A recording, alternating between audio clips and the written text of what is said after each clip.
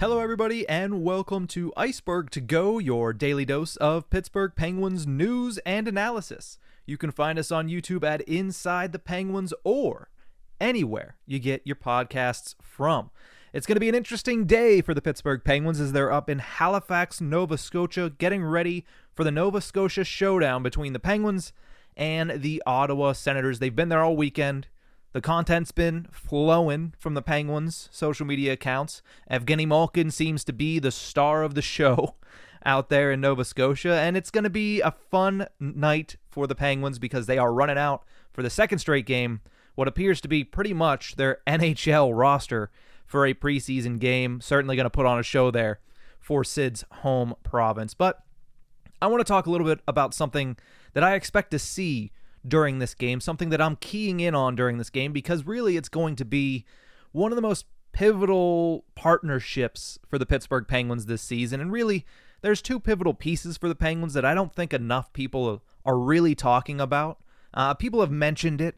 People have talked about it, mostly in passing, but it seems as if the Penguins, while, yes, they're a very different team, there are plenty of fresh faces on the ice, and even in the front office, that makes sure that this is going to be a different team. And there are going to be the usual cast of characters that's going to be relied upon the most this season to get the Penguins back into the postseason after what happened last year. It's going to be Crosby. It's going to be Malkin. Jake Guentzel is in that tier. Kris Letang has always been in that tier. You add Erik Karlsson. Yes, 100%. He is on that list of, people that are going to be relied upon, pivotal pieces for the Pittsburgh Penguins. But there's two other guys that I really think need to be included in that group.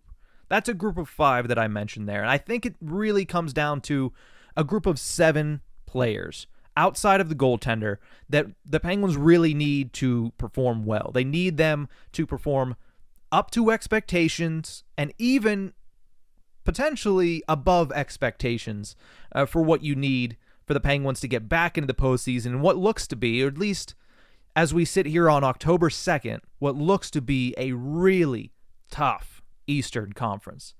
And those two guys are Ryan Graves and Marcus Pettersson.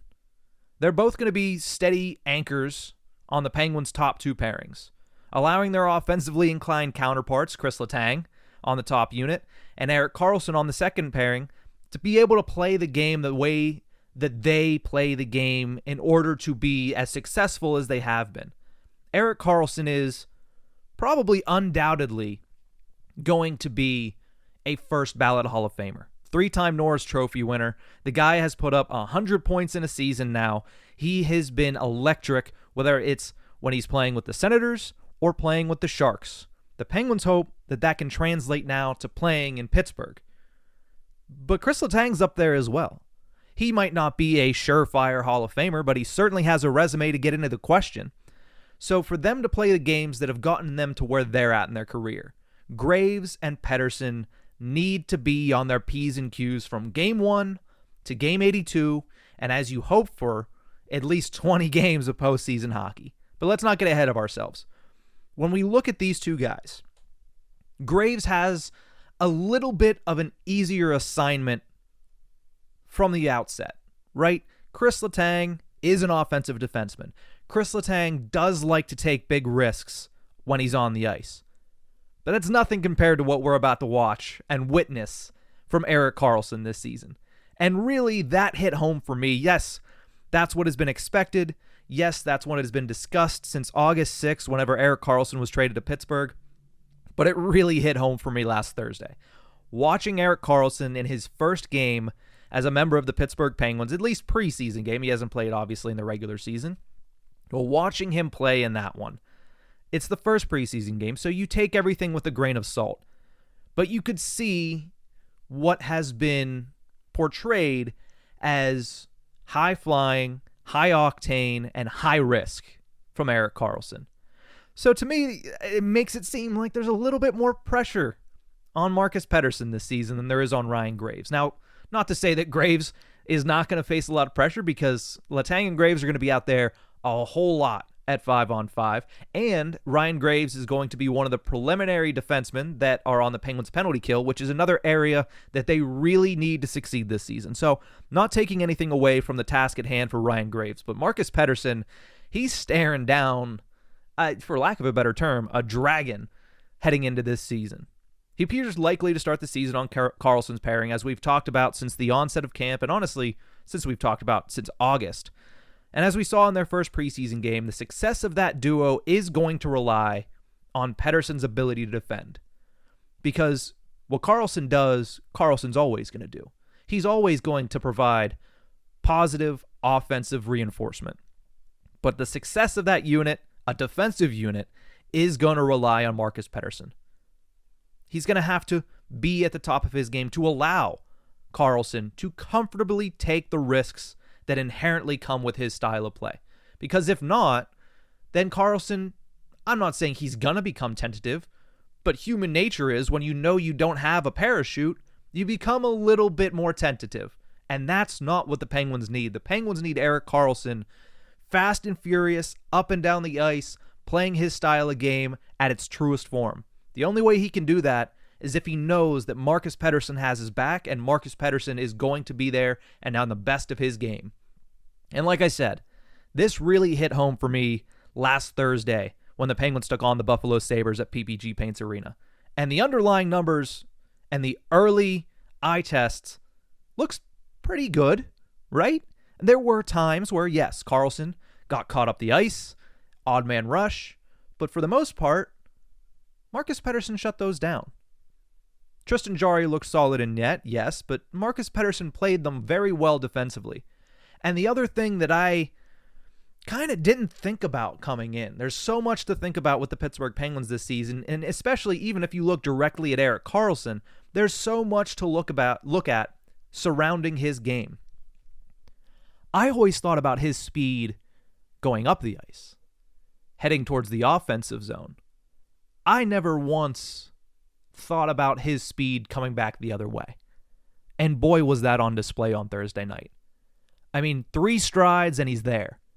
Phil Bourque could not say enough how impressive it was that on a couple of those odd man rushes, on a couple of those occasions, that Erik Karlsson got caught in the offensive zone, hand in the cookie jar. He was able to get back and turn what was a 3-on-1 into a 3-on-2, or what was a 2-on-1 into an even 2-on-2.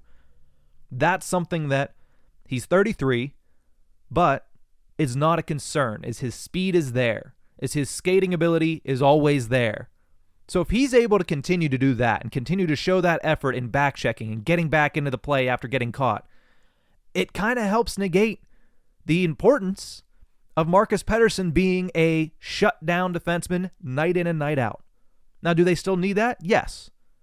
But even in a game where Erik Karlsson was not the superstar star of the game for the Pittsburgh Penguins, and where even in a game where there were multiple odd man rushes because Karlsson had his hand in the cookie jar, you look at the underlying numbers and you say, wow, they still dominated on the ice. And again, it's preseason. The Buffalo Sabres had majority AHLers out there on the ice, but that is the blueprint for the Pittsburgh Penguins. Erik Karlsson can play his game, Marcus Pettersson can play his game, and you look at the underlying numbers. 62% of the shot attempts at 5-on-5 with that duo on the ice. 72% of the expected goals with that duo on the ice. And like I mentioned, it's not like they were the end-all be-all for the Penguins.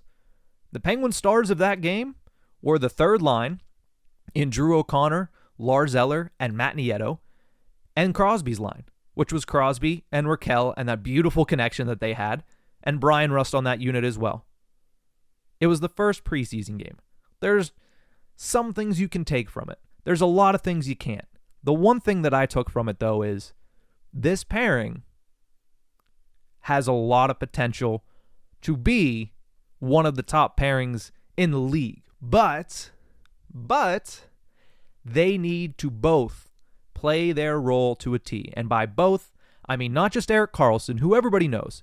You come over to a new team, you're part of the biggest trade of the offseason. There's inherent pressure that comes along with that. Karlsson laughs it off. Karlsson plays it off, but there is pressure there, right? His personality is loose, feel good, we're playing a game. And that's phenomenal. That's great. That's something that sometimes last season it didn't appear that the Penguins had. To have that this year with Karlsson is great, but there is pressure there. And there's pressure on the other side in Marcus Pettersson. Can he hold up to the challenge of being the steadying force for Erik Karlsson? Because that is a tough task. And if he can, it's huge for the Pittsburgh Penguins. It's huge for them not only in the regular season, but it's huge for them pushing towards the postseason. And again, it's October 2nd, a little ahead of ourselves there, but they're going to need him to be doing that from the outset. The Penguins, they need Pettersson to replicate and maybe even improve on a stellar defensive season last year. But everything I've seen so far, and again, a week and some change of training camp and one preseason game is not a lot to take from, but certainly encouraging signs for Marcus Pettersson and for Ryan Graves. I didn't really end up talking much about Ryan Graves, but I've liked what I've seen from him. The task I mentioned is not as difficult because Kris Letang is better defensively than Erik Karlsson is just in general, but it's still a task. Brian Dumoulin will let you know that, and so, like a guy like Paul Martin will let you know that, but it's going to be interesting to see how these guys perform throughout the season. But that's going to do it for this one. Hope everybody enjoys the Nova Scotia Showdown later this evening. Should be a fun game. The Penguins putting out majority of their NHL roster up in Sidney Crosby and Ryan Graves' home province.